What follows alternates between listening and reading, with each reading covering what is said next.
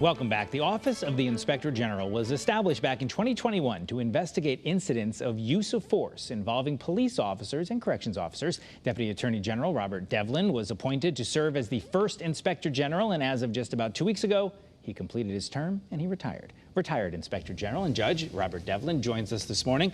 Thank you for being with us. My pleasure. Good to see you. When you first, I think I said this to you on the air once before, when you first got the job, we know each other from having served on some committees together. Sure. I invited you on, and you left, and I said to our producer, well, that's it. We're never going to see him again. And you faithfully come on here a few times to talk about this job and to talk about the work. Why was it important to you? Because it seemed to me, looking at your 4 years of doing this and the first person doing it, transparency and publicity and media friendliness and public friendliness was very important to you. Extremely important. I mean, I think the key is to let the public know what's involved in these cases. It eliminates all the suspicion that they might have. And I just felt that from the very beginning, if we could present to them what was presented to us, it would make it more sort of, they'd have a greater fund of knowledge to evaluate our work. And I know one of the things that sort of changed that was the proliferation of body cameras, which coincided with the start of your job, or maybe a few years before. And that was important to you, to get that footage out there and let people see what the police officers saw. Right. Body-worn cameras have been a watershed moment in this whole area of police-involved shootings. And I'll tell you, for the most part, they support the police account of what happened. I mean, I don't have to contend with one person's recollection saying one thing and another person's recollection saying something different. The camera, in large measure, is a tiebreaker on these things, and it's been very, very important. And it's been important to let the public know what the police officer saw. And I know you know from your, you were a public defender, a prosecutor, a judge, and sitting as a judge in criminal cases, you know that oftentimes when it is he said, she said, or two different versions, and some might be a police officer and a suspect, differing accounts can be a big deal. Those body-worn cameras, like you said, can be a tiebreaker. For sure, for sure. I mean, look, they see more than the police officer saw and sometimes less than the police officer saw, because they're a fixed point of view. There are lines of sight issue. There are issues about turning the camera on, but by and large, they're a wonderful tool. What would you, as you look back at your work in this job, how do you evaluate yourself and what you did, or the office, and what the office accomplished while you were the head of that office? Are you satisfied? Well, of course, no. You'd like to do more, and only 24 hours in a day.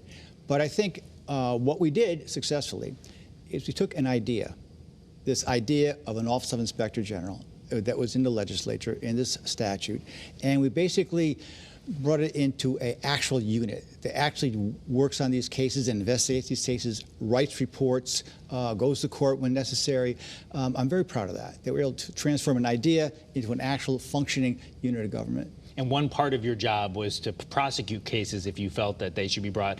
State Trooper Brian North was a case that you prosecuted. He was ultimately found not guilty. Right. Is that part of the reliability of your job, that you put the facts out there and let someone else decide? Yeah, I mean, my job is to put forward the investigative facts, and then our system has other people make the final decision on that, and I'm totally okay with that. Moving forward, is there anything in your time that you might recommend should be done differently? Not necessarily by the new Inspector General, who we'll talk about in a second, but just maybe rewriting some things or changing anything with how the office works? Not so much how the office works, but in looking at our body of work, and we've got like 40 opinions that we wrote, 40 reports that we wrote. There are certain themes that come out of those reports which I think would warrant maybe some consideration of policy changes that could actually be an improvement.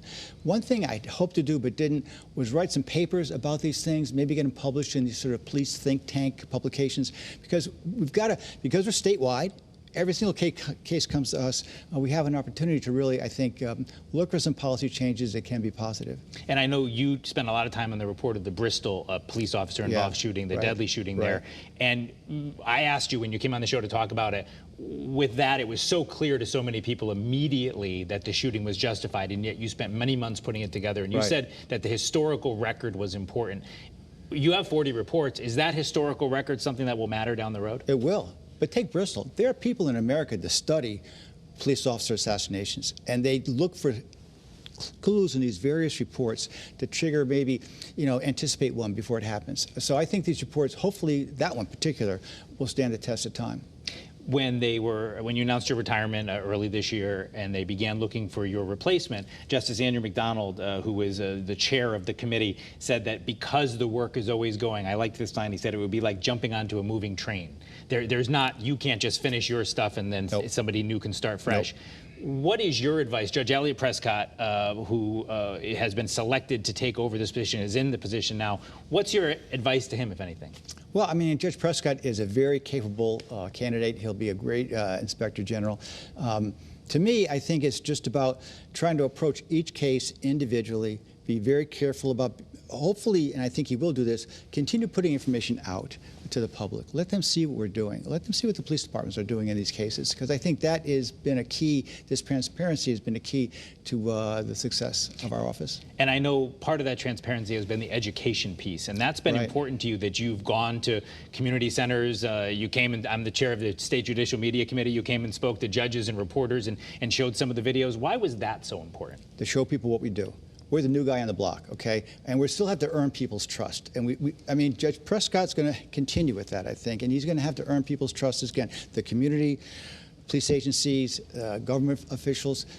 So I think let them know what we do. And we have now an inventory of actual cases we can show to people and see what we're confronted with in terms of the information that comes to us, and then try to hopefully have them understand the challenges of what we do and sort of the sort of benefit of hopefully doing a good job on it. Just 1 minute left, but I was wondering if there's anything about doing the job that surprised you, and then when you made these presentations, what surprised people about what you told them?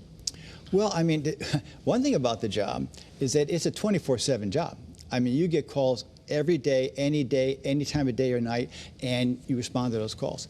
That's different than lawyers and judges work. We work on a different sort of schedule. Sometimes you have to work late, and sometimes you have to work in crazy hours. But for the most part, we make the decision to do that. It's not on call. So that was something that I had to adjust to.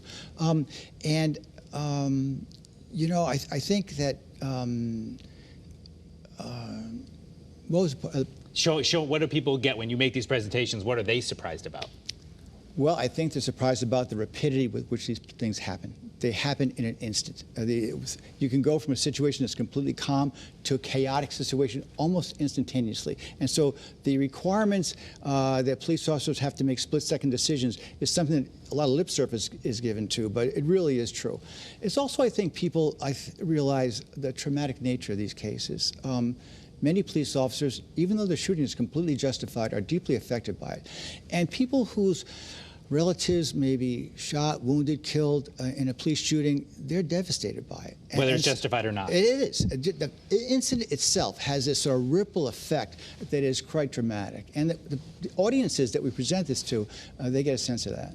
Well, I appreciate you coming on once again. Sure, my pleasure. Being here so often, and after a lifetime of work serving the people of Connecticut. Thank you. Congratulations on your retirement. We'll have Judge Prescott on in a few weeks to talk about taking the role and running with it. But Robert Devlin, thank you so much for coming on again. Again, congrats on your retirement. Thank you, Eric.